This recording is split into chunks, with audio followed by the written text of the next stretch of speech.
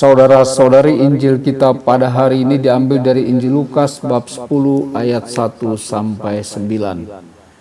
Pada suatu hari Tuhan menunjuk 70 murid, lalu mengutus mereka berdua-dua mendahuluinya ke setiap kota dan tempat yang hendak dikunjunginya. Katanya kepada mereka, "Tuaian memang banyak, tetapi sedikitlah pekerjanya. Karena itu mintalah kepada Tuhan yang mempunyai tuaian, supaya Ia mengirimkan pekerja-pekerja untuk tuaian itu. Pergilah, camkanlah, aku mengutus kamu seperti anak domba ke tengah-tengah serigala. Janganlah membawa pundi-pundi atau bekal atau kasut, dan janganlah memberi salam kepada siapapun selama dalam perjalanan. Kalau kamu memasuki suatu rumah, katakanlah lebih dahulu damai sejahtera bagi rumah ini. Dan jika di situ ada orang yang layak menerima damai sejahtera, maka salammu itu akan tinggal padanya. Tetapi jika tidak, salammu itu akan kembali kepadamu. Tinggallah dalam rumah itu, makan dan minumlah apa yang diberikan orang kepadamu, sebab seorang pekerja patut mendapat upahnya. Janganlah berpindah-pindah rumah.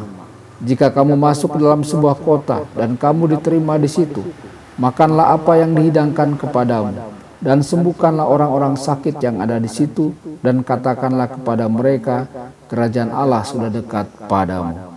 Demikianlah sabda Tuhan. Terpujilah Kristus.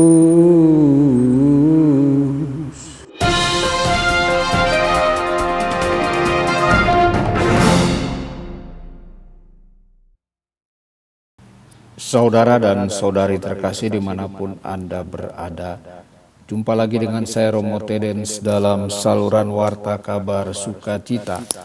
Semoga Anda semua dimanapun berada senantiasa dalam keadaan sehat dan bahagia.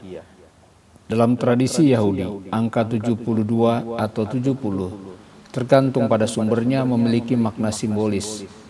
Angka ini dianggap sebagai jumlah bangsa-bangsa non-Yahudi di dunia. Itu adalah jumlah anggota Sanhedrin, badan pemerintahan Yahudi. Ini adalah jumlah penatua yang dipilih untuk membantu Musa. Para ahli tidak sepakat tentang bagaimana menghubungkan realitas perjanjian lama ini dengan pilihan Kristus untuk mengutus 72 murid di samping 12 rasul yang asli. Namun banyak penulis rohani Katolik melihat gerakan ini sebagai pratanda dari amanat agung Kristus kepada gerejanya yang diberikan setelah kebangkitannya dan tepat sebelum kenaikannya, untuk pergi dan jadikanlah semua bangsa muridku. Yesus ingin Injilnya tersebar. Dia ingin kedamaian yang datang dengan belas kasihan dan kebenarannya menyebar. Dia ingin semua orang di setiap sudut waktu dan sejarah menemukan bahwa Tuhan mengasihi mereka dan masuk ke dalam persahabatan dengannya. Hal ini adalah keinginan terdalam dari hatinya. Dan inilah mengapa Santo Paulus ke-6 dapat menulis, menginjili sebenarnya adalah rahmat dan panggilan yang tepat bagi gereja. Identitasnya yang terdalam, ia ada untuk menginjili. Saudara-saudari, apakah seperti itu cara kita berpikir tentang gereja dan peran kita dalam gereja? Yesus memerintahkan kita untuk meminta kepada Tuhan yang mempunyai tuaian untuk mengirimkan pekerja-pekerja untuk tuaian itu. Secara tradisional hal itu dipahami sebagai sebuah panggilan untuk berdoa bagi panggilan khusus, untuk berdoa agar Tuhan memanggil banyak pria dan wanita, mendedikasikan diri mereka sepenuhnya dalam menyebarkan kerajaan Kristus melalui perkataan, perbuatan, dan teladan. Saudara-saudari, Yesus berkata bahwa tuaian memang melimpah tetapi pekerja sedikit. Ada banyak kesempatan untuk menyebarkan kerajaan Kristus, tetapi hanya sedikit orang yang memanfaatkan kesempatan itu. Hanya sedikit orang yang memiliki kepekaan rohani untuk mendengar suara Tuhan yang memanggil mereka untuk melakukan pekerjaan itu. Hanya sedikit orang yang tampaknya memiliki keberanian rohani untuk mengindahkan panggilan itu bahkan ketika mereka mendengarnya. Ditambah lagi dengan kesulitan bawaan untuk mendengar dan mengindahkan panggilan saat ini. Hiruk pikuk kebisingan sekuler yang mengelilingi dan menindas kita melalui budaya digital yang populer. Kita dapat melihat mengapa Yesus meminta kita untuk berdoa.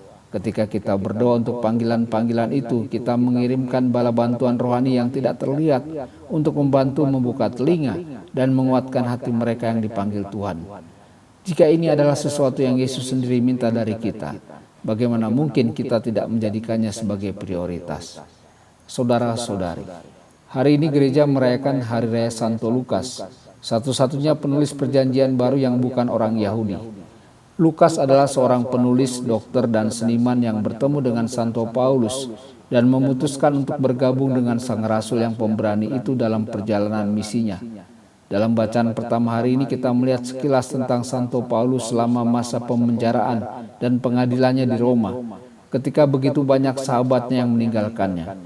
Kita dapat menyimpulkan sedikit kesedihan ketika ia menulis, Lukas adalah satu-satunya yang bersamaku. Lukas tidak bertemu dengan Yesus ketika ia masih berjalan-jalan di Galilea. Sebaliknya ia mengumpulkan bahan untuk Injilnya dengan mewawancarai orang-orang yang telah mengenal Yesus. Ia menyusun narasinya dengan penekanan khusus pada aspek-aspek dan perspektif yang akan membantu para pembaca non-Yahudi untuk memahami dan menghargai kabar baik tentang Kristus. Ia menambahkan bagian kedua pada Injilnya, Kisah Para Rasul, yang menunjukkan bagaimana gereja mula-mula mewujudkan Injil dan melanjutkan inkarnasi Kristus melalui kesaksian, mujizat, dan penderitaan mereka sendiri. Lukas secara simbolis bergabung dengan barisan 72 murid yang diutus Yesus untuk menyebarkan Injil, karena melalui tulisannya ia juga menanggapi panggilan Tuhan untuk pergi dan menjadikan semua bangsa muridnya. Saudara-saudari, masing-masing dari kita dipanggil untuk bergabung dalam barisan tersebut. Bagaimana kita menanggapi panggilan tersebut dalam hidup kita? Tuhan Yesus memberkati dan menyertai Anda semua. Sabda Allah adalah kebenaran. Sabda Allah adalah kehidupan. Mari kita mencintainya, mari kita menghayatinya. Ya Tuhan yang ku muliakan, sabdamu angkat resahku.